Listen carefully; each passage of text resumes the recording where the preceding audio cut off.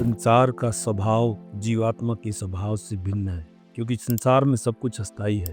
क्योंकि चीजें अस्थाई हैं, इसलिए चीजें बदलती हैं और इस परिवर्तन को जीवात्मा दुख मानता है। जैसे अक्सर प्राणी ऋतुओं के बदलने में भी समस्या मानने लगता है।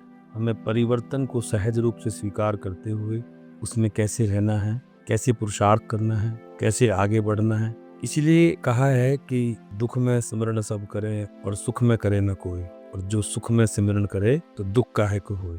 अपनी आध्यात्मिक चेतना को बढ़ाना होगा ताकि हम इसको सूक्ष्म रूप से समझ सकें। अब आप देखिए, कोई भी आदमी महान कैसे बनता है, उसे महान कार्य दिया जाता है, उस महान कार्य को करने में महान परिवर्तन भी आते हैं और उससे हर्ष स्वीकार करने होते हैं। उसमें बहुत सारा पुरुषार्थ करना होता है और कई प्रिय वस्तुओं और प्रिय व्यक्तियों का त्याग भी सम्मिलित है। तो दुख जैसा कुछ नहीं है, ये केवल एक नया परिवर्तन है जिसे हमें स्वीकार करना है, निपटना है और आगे बढ़ना है। अब आप चल रहे हैं, अचानक वर्षा आरंभ हो गई, तो एक तरीका तो यह है कि आप थोड़ा रुकें, वर्षा रुकने की प्रतीक्षा करें, या आप आगे बढ़ें किसी भी साधन से। लेकिन अगर आप दुखी होंगे तो आपका मन और दुखों को आकर्षित करेगा, यातायात को लेकर, फोन को लेकर, दूसरे लोग क्या कर रहे हैं उनको लेकर। आपको केवल एक परिवर्तन को समझना है, स्वीकार करना है और आगे बढ़ना है। तो दुख जैसा कुछ है नहीं, दुख एक परिवर्तन है। अगर हमें मानव जीवन मिला है तो इससे बड़ा सुख कुछ नहीं हो सकता।